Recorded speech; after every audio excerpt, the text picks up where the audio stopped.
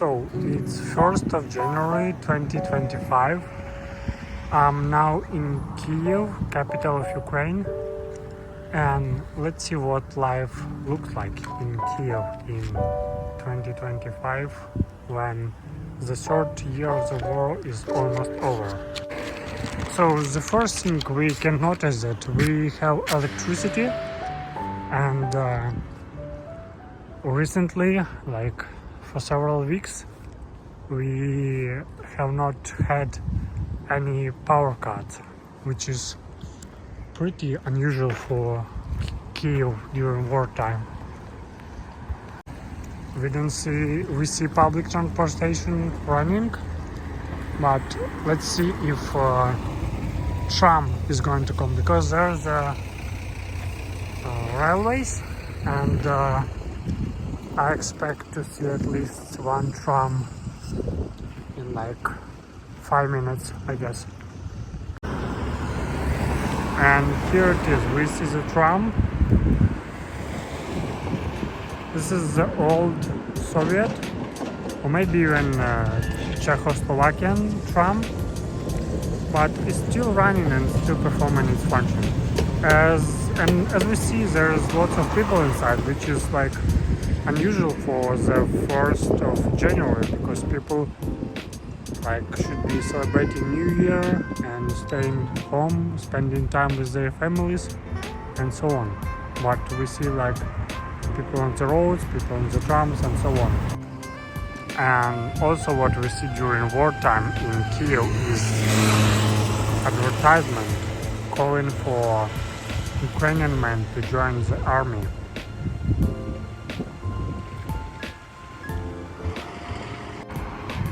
This video has not been scripted, so I'm just randomly going around my neighborhood and telling you the facts that I see. So let's check the fuel prices in Kyiv. I think this gas station is like a premium one, so it charges more, because I'm sure you can find the cheaper prices. This is in Ukrainian hryvnias, and this is for 1 liter. This is not like for gallon. This is just a look of one of Kyiv's neighborhood at night. So we have some like buildings and some areas that were not touched since the Soviet era, and they look like terrible, and no, not really terrible, but they look like nobody is taking care of that and making it looks old. But at the same time, I see a building over there, and it looks like modern and newer. Yeah, so Kyiv is like a city of contrast. You can find a Soviet building here, and you can find a modern building here. We see like a gas station. There's like a gas inside that tank, and what I noticed that gas station in Ukraine sometimes look noticeably better than all of the thing around it. Like all of the thing around it is old and look like poor, which got me thinking like fuel market and fuel industry is doing pretty good in Ukraine if it can afford like looking so good. Alright, we are not like Americans. I think Americans love their flags so much, and when I visited America I saw flags almost everywhere. We also have many flags in Ukraine, like if you walk in Ukrainian city, if you drive Ukrainian roads, you will definitely see Ukrainian flags. But I think not as many flags as you would see if you go through the same distance in the US. So as you can see, it is 4 degrees above 0 Celsius. I have no idea how many is that in Fahrenheit. It's the 1st of January. 4 24 degrees again, and let's see the time. Come on, it's 17:37, which is 5 p.m. In Ukraine it's common to use like, in US we call it like military time, not we, but US people call it military time. In Ukraine it's common to use this time because this makes less confusion, I guess. An interesting thing about Ukraine, the cost of living in Ukraine is much lower than in the US. But what you get in Ukraine, you get a sidewalk which look like this, and it's actually making you spend not really money, but I guess your shoes get dirty after you walk in such sidewalks, and when you get home you make your floor dirty and you end up cleaning your home more often, which can like translate to more waste of time, waste of energy, and like waste of electricity, which is equal to waste of money. So you have to be like cautious or mindful when you choose a place for living. Yeah, cost of living in Ukraine is noticeably smaller than in the US, but to some extent you get lower quality of life here, I guess. In some ways, I guess you get a better quality of life here. Also, what's interesting about living in Ukraine, Ukraine is a safe country in terms of like military actions and fighting. They possess some danger to civilians' life, but I'm outside of like my home. This street look not so safe at the first glance, but I'm telling you, it's safer than like when I was in Paris, for example. It feels safer here. Even during the war it's safer. And this thing looks like some industrial factory, and I guess it used to be during the Soviet time. It was like industrial factory. But what I can see now from Google Maps information is just place where a car gets its maintenance and so on. So I guess there's no like manufacturing activities going on in this building. But let's go and look into the window because we see the light, but I'm not sure if we can see what's inside. Yeah, we don't see what's inside, we just see there's lights inside. And here I think this light looks pretty good. And when there's good light, it makes even bad street looks a little bit better.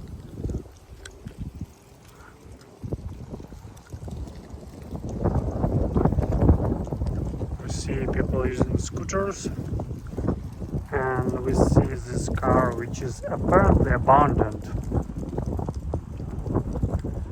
I don't think it makes like economical sense to recycle this car, but from ecological point, at some point of our history we should get to recycling what we have produced, in my opinion.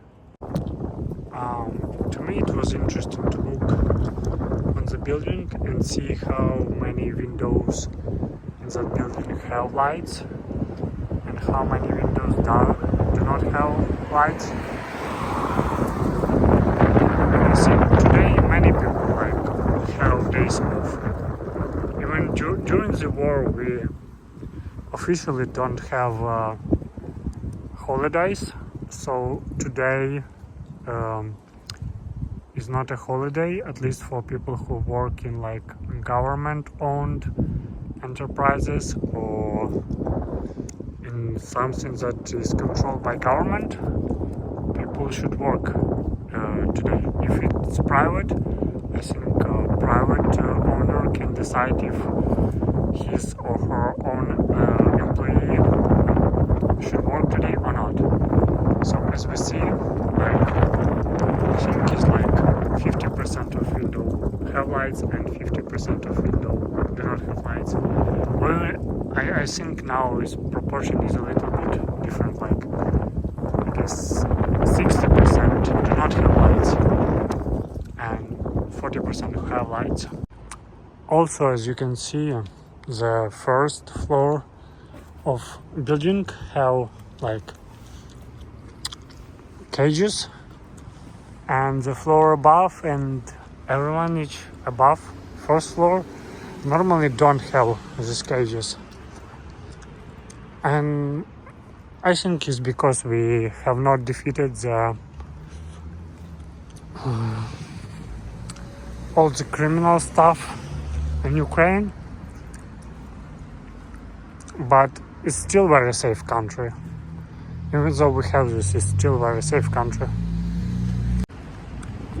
The public transportation is running, but I guess this public transportation, like bus like this one, is a terrible one.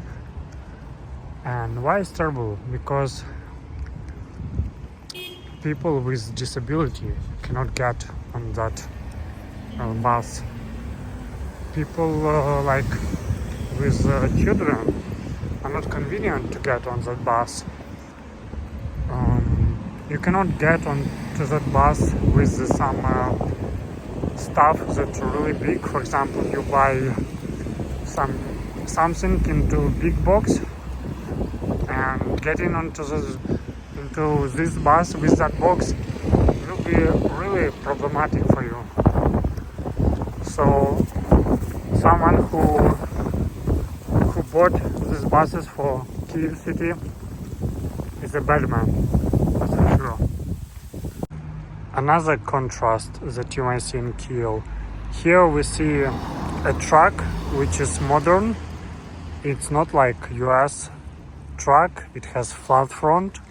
In US trucks are not flat front. And if we go just couple meters, we will see like very contrasting. This is the truck which was made, I guess, in 80s, maybe 70s, which is really old, but it's still running, still performing its function. We see a building that has not been finished. And one thing about construction during the war in Ukraine, construction activities